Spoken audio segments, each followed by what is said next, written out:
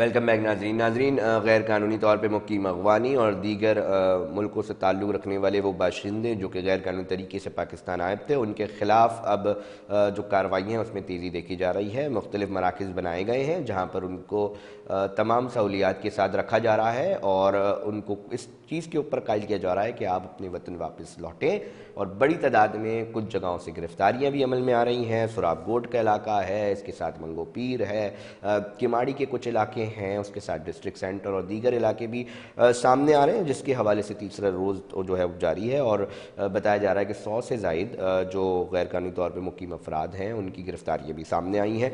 और साथ साथ जो मामलात हैं, जिस तरह डेडलाइन दी गई थी उसके ऊपर जो है वो काम हो चुका है। अब बहुत सारे लोगों को जो है वो हॉस्टल में भी मुंतकिल किया जा रहा है, फैमिलीज़ हैं, और कहीं कहीं हमें ये भी नज़र आ रहा है कि गुलदस्ते पुलिस की जानिब से दिए जा रहे हैं जो कि रज़ाकाराना तौर पर आ रहे हैं और गैर कानूनी तौर पे मुकीम थे वो जा रहे हैं।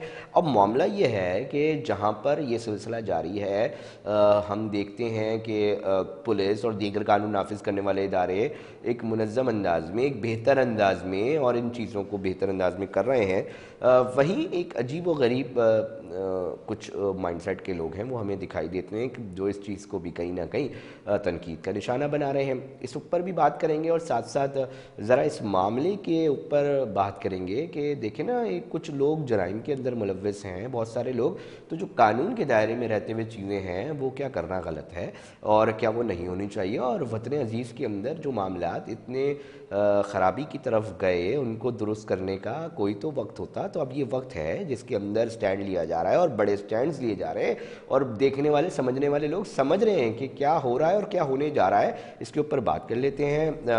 सईद अहमद साहब रिटायर्ड ब्रिगेडियर हैं हमारे साथ, बहुत शुक्रिया सर। अहमद सईद साहब, मैं सिर्फ ये जानना चाह रहा हूँ ओवरऑल सिचुएशन कैसी देख रहे हैं, मुस्तकबिल कैसा देख रहे हैं, क्या नताइज हम हासिल कर सकेंगे जब गैर कानूनी तौर पर अगवानी और दीगर ममालिक से ताल्लुक़ रखने वाले बाशिंदे अपने वतन वापस लौट जाएंगे? इब्तिदा मैं यहाँ से कर रहा हूँ। जी, बिस्मिल्लाहिर्रहमानिर्रहीम। आपके जो कंसर्न आपने शो किया है कि जिसको सोशल मीडिया के ऊपर खास करके एक मुहिम एक नई इनिशिएट की गई है, इसमें सारे प्रोसेस को क्रिटिसाइज किया जा रहा है। तो मैं दो तरीके से इसको मैं एनालिसिस करूंगा। पहले तो इंटरनेशनल लेवल के ऊपर कभी भी आपके दुश्मन अनासर ये नहीं चाहते कि इतनी स्मूथ तरीके से आपके जो एक्सपर्ट्रेट्स थे वो यहाँ जो यहाँ पे महाजरीन थे उनको रिपाट्रिएट किया जा सके, और बड़े स्मूथली हो रहे हैं। आज भी 30,000 के करीब अफगानी जो है खुशी खुशी वापस गए और इसको तमाम एक मुनज़्ज़म अंदाज के तरीके से किया जा रहा है। स्टेट फैसला कर चुकी कि हमने ऐसे करना है, तो ये होकर रहेगा। एक तो ये हो गया।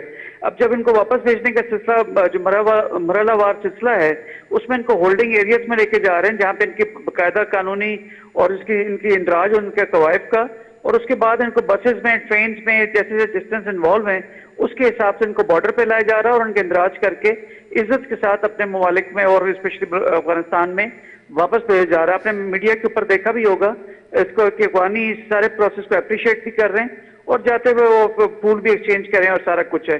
तो हमारी जो इंडियन जो हमारा हमेशा असली दुश्मन है उसको ये आप याद रखें कि अब से 3 साल पहले डिसइंफो लैब यूरोपीय यूनियन ने उसका जो एक इन्वेस्टिगेटिव रिपोर्ट आई थी उसमें तकरीबन 500 ऐसी फेक वेबसाइट्स थी जो पाकिस्तान के मुतालिक नेगेटिव इंप्रेशन दुनिया में और रीजन में फैला रहे थे। तो उसकी इन्वेस्टिगेटिव रिपोर्ट के अंदर EU डिसइंफो लैब जो है उसके जरिए पाकिस्तान को बदनाम किया जाना था और वो किया जा रहा था। तो ये उसी किस्म की एक मुहिम है। दूसरा जो भी इस वक्त अंदरूनी हमारे अनासर हैं, स्पेशली जो KPK के और जो बलूचिस्तान के जो हमारे रीजनल लेवल के ऊपर या लोकल लेवल पे जो पॉलिटिकल पार्टीज हैं जो कि इनको अफगानियों को अपने वोट बैंक के तौर पर देखती थी, अब मैं समझता हूं कि एक खदशा ये भी है मुझे जाती तौर पे कि अब जब इलेक्शंस की तारीख 8 फरवरी अनाउंस हुई और उनको अपने वोटर्स जो लाइकली वोटर जिनको वो पहले यहाँ पे पनाह दे हुए थे वो जब वापस जाते हुए देख रहे हैं तो शायद वो सोशल मीडिया पे वो भी इसका जो है वो मगर एक सवाल पैदा हो रहा है ना, बात ये है, एक सवाल ये भी तो पैदा हो रहा है ना कि भाई गैर कानूनी तौर पे मुकीम अफगानिस्तानी क्यों ना हो, क्या वो किसी पाकिस्तानी को गैर कानूनी तौर पर अगर वो वहां पर दाखिल होता रहता है तो वो तस्लीम करेगा?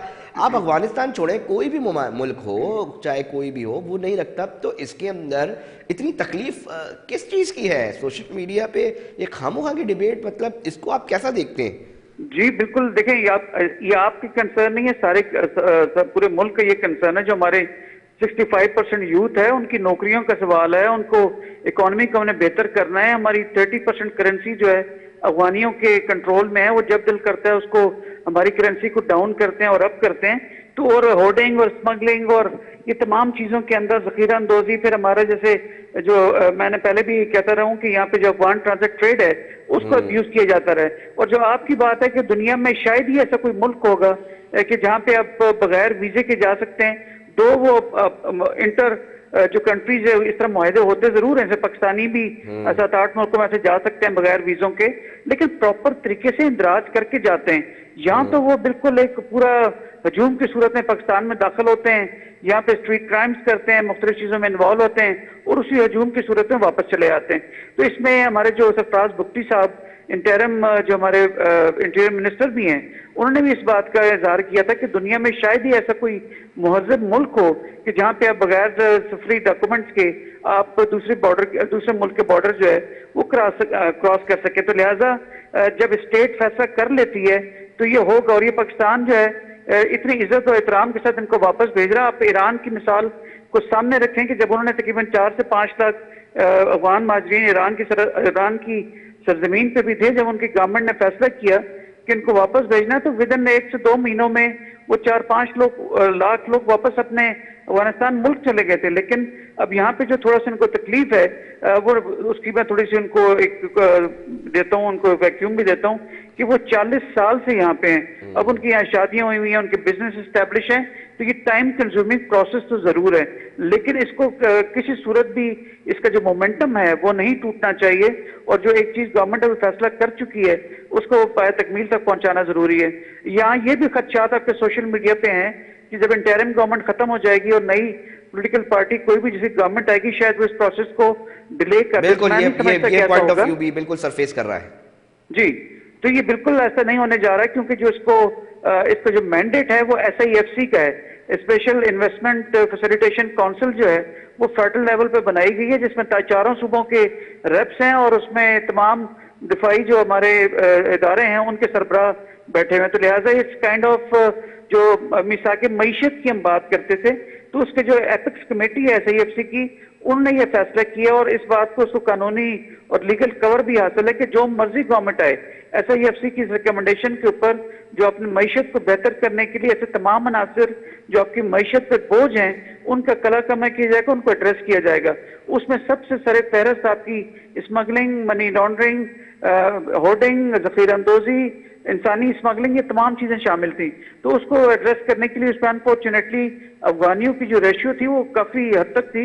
और यहाँ पे हम सब जानते हैं कि वो किस तरह से हमारे मुख्तलिफ बिजनेस थोड़ा शॉर्ट बताइएगा, टाइम की कमी है, थोड़ा सा ये बताइएगा कि इसके अब नताइज क्या देख रहे हैं आप, मतलब मुस्तकबिल करीब में क्या नताइज आएंगे? ठीक है, हमने अब इस प्रोसेस को एक स्मूथली तरीके से कर रहे हैं, कुछ लोग करने की कोशिश भी कर रहे हैं इस चीज़ को ख़राब, उसका भी काउंटर किया जा रहा है, मगर मुस्तकबिल करीब में आप नताइज कैसे देख रहे हैं?